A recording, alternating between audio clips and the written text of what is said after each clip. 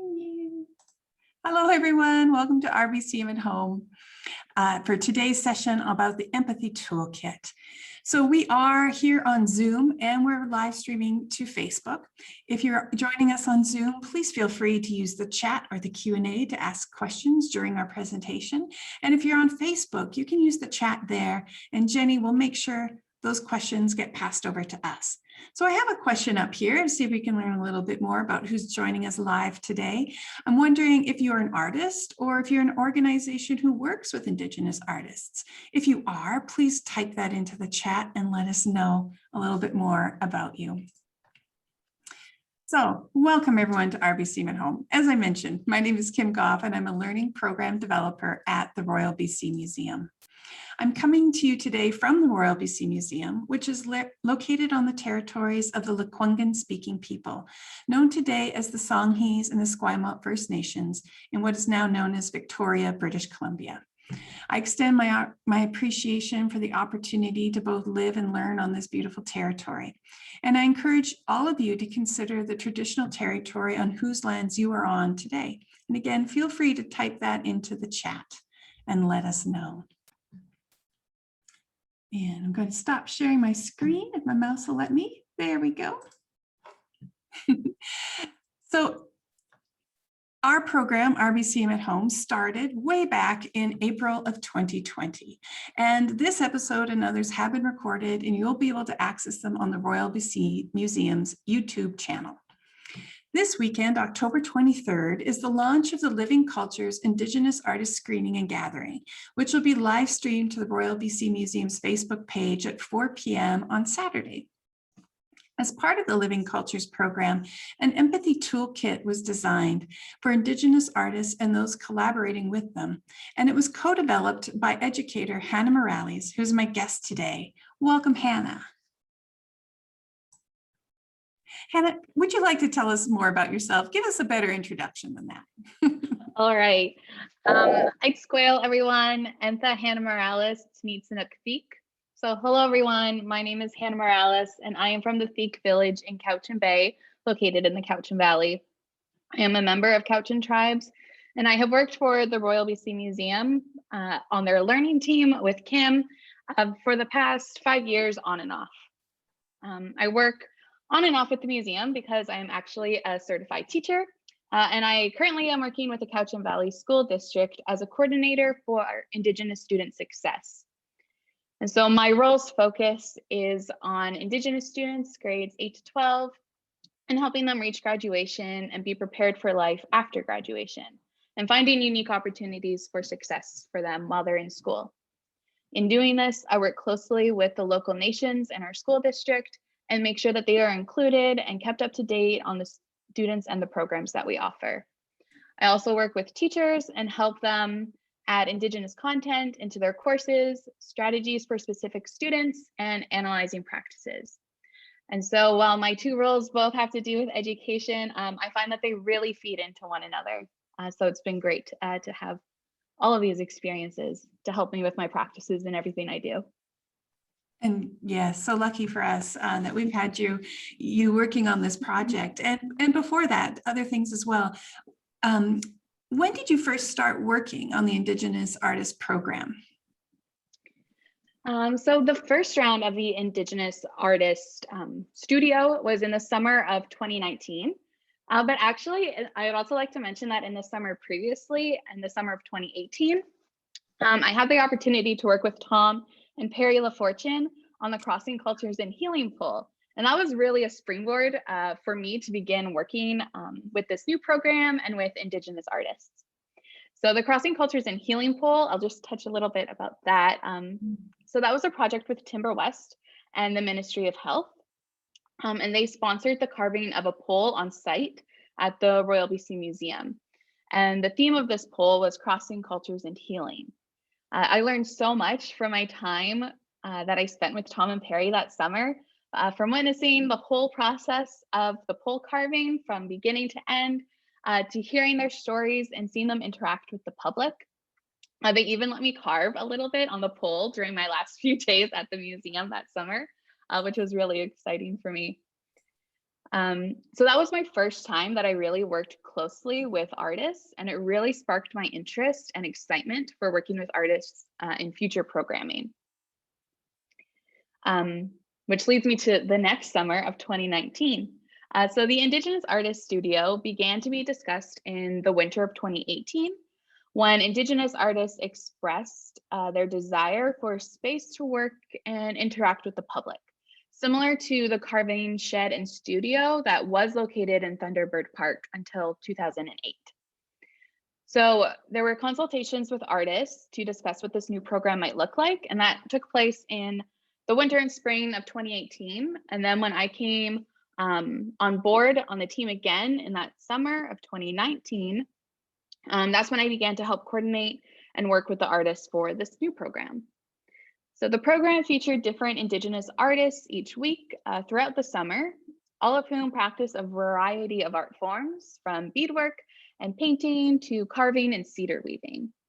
So I really enjoyed my time that summer. It was so great to interact and work with the different artists and get to know them and get to see their work. It was great. Now, Hannah, we have some photos from that summer, and Jenny will pop them up here to share. Maybe you can just say a little bit about who the artists are that we're seeing in those photos. Yeah. All right. So who we have in this photo, we have Doug LaFortune, and he is speaking to a group of campers. We had summer camps on site at the museum that summer, and it was so great because I believe this one was a nature sketch camp. And so those students, while they were learning about art each week, we were actually able to bring them out and meet with the artists who were on site and to really learn from them as well, which was a great experience, I think, for both parties. And here we have Kevin Cranmer. He is such a delight to work with. So he is a carver, a well-renowned carver, and he was actually so great to work with because he participated in the original carving studio. And so it was great to have his perspective of both programs. Here we have Naomi White, and she is a cedar weaver. Her work is beautiful. I loved getting to talk to her because I'm a very novice, self-taught cedar weaver. I can make some roses really well. Yeah, and I've experimented making some headbands. So it was really great to chat with her. Oh, excellent. I think there's just a couple more photos here. So this is what our studio looked like. This was our temporary setup for the summer, but it was fantastic and beautiful. So we were located in Thunderbird Park, as well as where the original carving studio was. And the front panel that you see there, that was actually designed by Sarah Jim, who was one of our featured artists that summer. Oh, thank you. There might, speaking and of... there's Sarah. So this is Sarah Jim. She calls herself an emerging artist. However, I have learned so much from her, and she's well on her way to becoming such an established artist. Her inspiration really comes from native plants, as you can see on this drum that she's painting, and her work was beautiful. And this is Virgil Sampson. He actually was able to put together a drum making workshop, which was so fascinating and was such a great opportunity. He was so gracious with his time, in that he let these the youth come up and help him make the drum, which definitely made for a memorable experience for all of them. Awesome. Thanks for sharing those photos, Jenny. Now, that was the Indigenous Arts carving. That was the Indigenous Arts Studio live and in person in 2019. Tell us what happened in 2020. So our intention for this great program was to continue it every summer. However, once COVID hit, we had to pivot into another direction, as we all did. And so in the summer of 2020, I was able to continue to stay in touch with these artists by working and developing on an empathy toolkit I'm going to go into more detail about that in just a little bit, but I'm going to fast forward to 2021. So the summer of 2021, so this past summer, when it was approaching, we were hopeful that we would be able to once again open our doors to the Indigenous Arts Studio, but we were unable to host this programming on site at the museum because no live in-person programming was happening at the time. So we had to get a little more creative.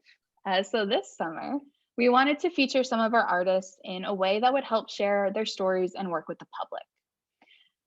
These cultural exchanges were really the heart of this program. And so we wanted to create a platform for the public to learn from these artists once again. So we worked with 4 artists, so Lynette LaFontaine, Doug LaFortune, Virgil Sampson, and Sarah Jim, some of whom you just saw in those photos, to create digital artist profile videos. And so as Kim mentioned earlier, we're going to be launching those videos this weekend, which is very exciting. And the videos consist of interviews with the artists, and we are able to discuss personal topics about them and their journey as an artist, and also gather more information about their art forms that they practice. And so topics cover Métis beadworking, drum making, native plants, and environmental restoration. And then we also continued working on the Empathy Toolkit throughout this summer as well, with further consultation from artists. And that was also a really great opportunity to amplify the voices of these artists in another platform. So why a toolkit? Who is it for? So we received funding for the Indigenous Arts Studio from the Canadian Heritage Foundation.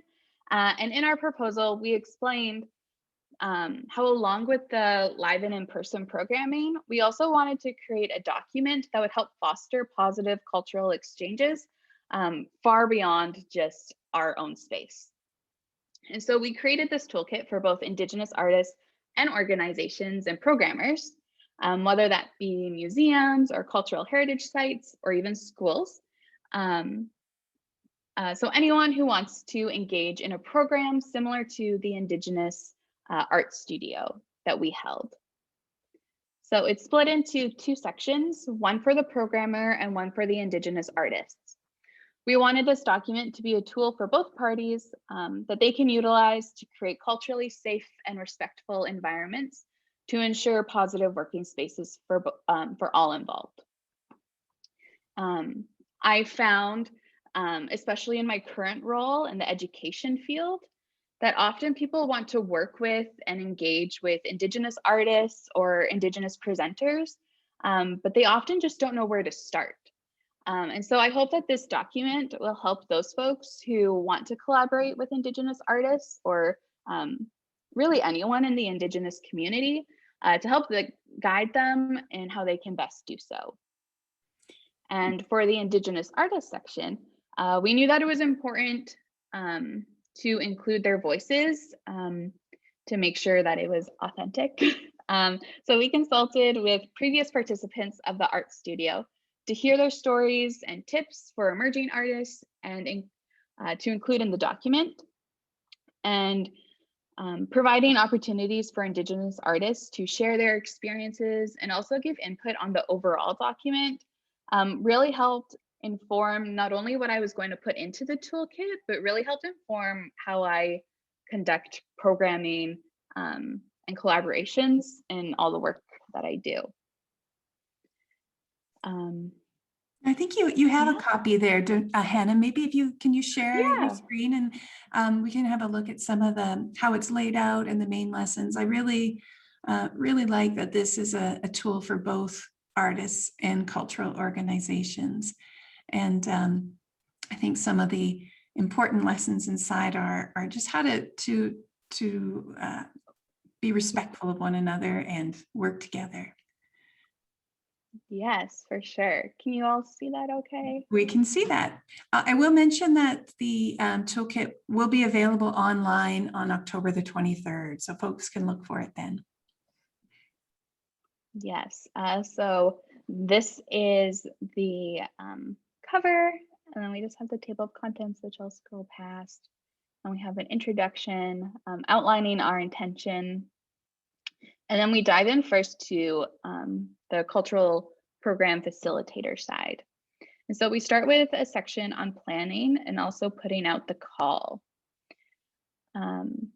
So working on the, I just want to start by saying that working on this section was really eye-opening for me because being an Indigenous person myself and someone who has worked in the field for a few years already, it was more difficult for me to discern what it is that people innately know and what needs to be explained a little bit more thoroughly.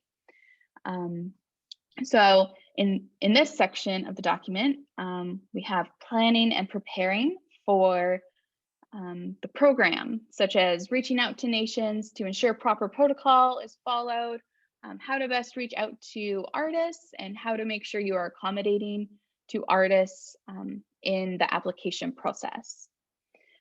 And then one of the more important parts of this section for me, oops, sorry, scrolling up, is on the bottom here of the intent. So we talk about how it's important to have a clear vision for your program to make sure that, it might be that to reduce racism or to increase cultural exchanges, but it's vital also to have input from Indigenous folks when you're having these conversations on making the intent. I find that this is applicable to so many aspects of one's work. I was even just giving a presentation to future teachers at VIU, and we talked about this importance of intent and how making sure that you have a clear vision and purpose, and one that's created in partnership with Indigenous community, will help reduce situations of tokenization and one-offs, which will only just perpetuate harm. And so making sure that we know what we're wanting to do and we're intentional with our actions is so important. And then we also discuss different aspects of the programmer's role once the program is in full swing. And so we have sections about how the programmer can continue to learn and educate themselves on different topics for their own learning, but then also for being able to relay information to visitors and guests. And so we have a section on terminology and advice on what to do if someone in the public uses outdated or incorrect or harmful terminology to the artists. And then we also have sections on diverse nations, because as we know, Indigenous culture, First Nations culture, it's so diverse in itself. And so making sure that programmers are able to get more information about the nations of which their program resides and those who are participating. And we also included a section on Two-Spirit as well. One of our participants from the previous summers is Two-Spirit themselves, and so it was so great getting their input on this section. We also discuss looking into the diverse art forms that are within each nation as well. And then language sensitivity, which looking at that now, I guess it kind of sounds like using improper language, but it's actually to deal with indigenous languages and being sensitive and knowing the history of loss of language and how to go about starting to have those conversations in the public, in the space. And throughout the whole document, or rather in this section of the document for the programmer, you'll see that we have connection building activities sprinkled throughout each of the different topics to help programmers know how they can interact with the public on these different topics as well. I'm going to plug a resource there for folks who watch RBCM at home. There's an episode called What Was Said to Me, The Life of Steedham Adelich, and it's the story of Ruby Peters, and she was a language champion in the Cowichan Valley. And There's a RBCM program, but more importantly, there's a book all about language revitalization and many great resources as well for language revitalization, including First Voices. Yes, thank you, Kim. That's a great resource as well. And then the final portion of the programmer section was all about the debrief and how important it is to hold a debrief session with all who are involved in planning and implementing the program. In this portion, we talk about how it's so important to foster a safe environment for open dialogue and ways that the programmers might go about doing this, making sure that the artists essentially feel safe to bring up their concerns. And so we have tips such as making sure that the artists know the questions ahead of time so they have time to prepare and think through what feedback they might want to give, making space for the artists to speak first, and then also making sure that we as programmers, we need to make sure that we're open to critique and we don't use defensive language when hearing feedback. So that concludes the cultural programmer side. And now we have the section for the Indigenous artists. Like I mentioned earlier, we knew that this section really needed to come from the artists to make sure it was authentic. So I loved the process of creating this section of the toolkit. I did 3 rounds of interviews and consultations with artists. So the first consultation was with a selection of the artist participants, and it was when I got a sense of what they would like to see in the document. So I asked them questions such as, what is your favorite part about working in the public? What advice would you give emerging artists? And what is one wish or what they wish other people would understand about their culture or their practice? So after this consultation, I made a draft version of the toolkit and then presented that to a wider group of our participants to get their feedback. And we did this process twice. I loved hearing what artists found important and really getting their insight in both their own practice and also on the work that I do. It was really eye-opening and I really learned a lot from them. So in this section, we discuss more of the logistical sides that you can see here, such as the application process and tips for writing a biography, and communicating with the organization, just some tips on questions that they might want to ask that they might not know that they can't ask or might be important to ask.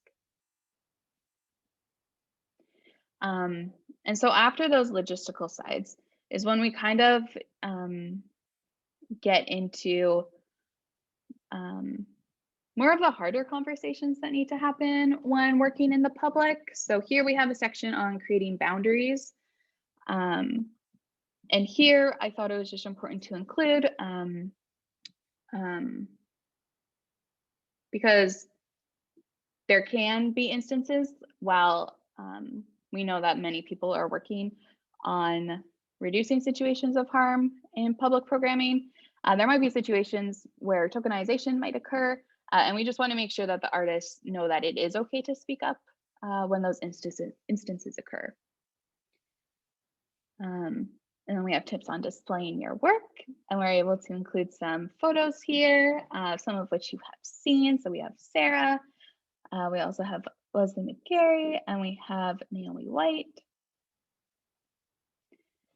And then we have tips on interacting with guests.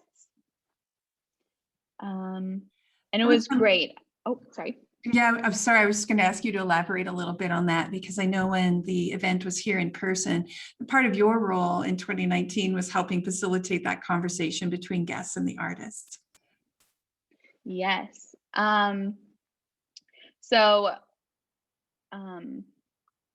As you can see here also, we have tips from artists located on the bottom. So interacting with guests, this was great to get artist feedback as well, because I feel like my interactions with guests kind of vary from theirs as well. I feel like mine, when people would interact with me, It was more about like fact and historical information they wanted to get to know. But when artists interact with the public, it's much more personal. People really want to get to know them as artists, but also just how they got into the practice and different information about the work that they're sharing. And so, yeah, it was really great. Here, I just want to share a quote by Sarah. She says, telling stories about your artwork helps people gain an emotional attachment to it. Storytelling also brings up further conversations and helps you make connections with the guests. And so I really found that that was something that I saw all of the artists doing. Storytelling is such a large part of our culture and how we share information and how we share vital aspects of our culture. And so it was great to see the artists do that firsthand. And so we have more tips from artists on this page. Images of them interacting. And then this is the last section of the artist portion of the toolkit. And it's where we talk about handling difficult conversations. The stories and advice shared by the artists in this section I found to be really personal, and I really thank them for sharing them with myself and everyone who will use this toolkit. The first quote of this section is by Kevin Cranmer, and he says, "We all come from a wealth and great people. Don't let anyone tell you different." And I just think that's such a powerful way to start the section. You'll see that it's a common thread of all of the quotes and stories that Kevin shares, is that having a firm understanding and belief of yourself and your heritage and your culture and your practice. If you have a strong understanding and belief in those, like, you can't go wrong, is what he really emphasizes. And I found that to be such great advice to not only artists, but to all Indigenous folks. So I really appreciated him sharing that.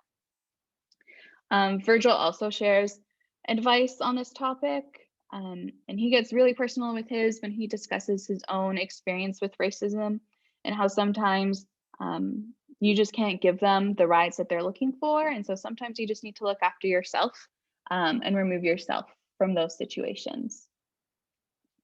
So those are just some of the topics that are covered in the Empathy Toolkit.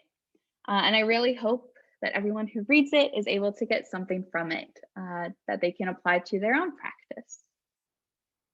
Thank you so much for sharing that sneak peek. We'll get you to stop sharing. Oh, perfect. The sneak peek of the project, as we're mentioning, it will be available to people on the Royal BC Museum's website this weekend. And you'll be able to find it by searching rbcm.ca/empathy toolkit. And that will take you right there. So Hannah, before you go, can you tell us something that you enjoyed about this pivot to doing an online project this year? Yes. So my favorite thing about the work that I got to do this summer was I'm actually going to talk about the digital artist videos as opposed to the toolkit. And so one of the highlights for me was when I was able to go visit Sarah Jim in Sneakwith, which is Todd Inlet. So when I'm working in my education role, we always emphasize the importance of land-based learning and getting out into community. And that's where learning really happens. And that was so true for me with this experience. So I was able to go and meet Sarah down at the beach where she was working on a mural. And while we were down there, she was just able to tell us the story about Sneakwith and how it was the first village site of the Sanish people. And then she also told us about the complex history of the space and how it's been impacted by colonization and the work that she is personally doing to decolonize and indigenize the space and the group that she's working with through environmental restoration. And just really getting to see Sarah like in her element while she was working on this piece and relating it to the land that we were on. It was just so powerful and eye-opening, and that was definitely the highlight for me. Oh, that's wonderful. And I know it's not all easy. There must have been some hard parts too about the last year. Yes. Um, there were some hiccups along the way, especially I was working remotely this summer as well, which comes with its own complexities. But I'm very lucky that I had such a great team supporting me along the way. So it was just really great. Well, and you did a wonderful job, and we're so lucky we had you leading on this project. And I think we've had some comments here from Facebook, from both artists and cultural organizations who are really looking forward to being able to use this kit and learning more from it. So I think the work that you did and the work of these artists, as you said, being so generous in sharing their experiences as well as their expertise in art and sharing that with the public is really wonderful. So I hope it gets used and shared broadly. As we were mentioning, there is an event this weekend.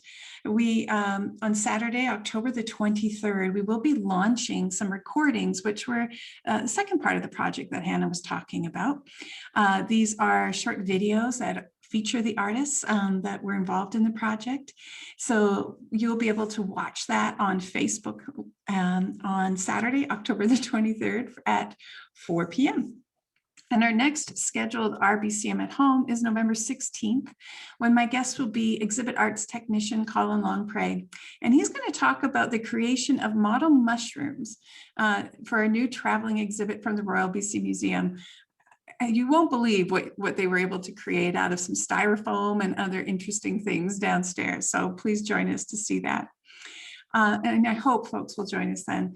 And until the next time that we see each other, please take care of yourselves and one another. Thank you so much. Bye-bye.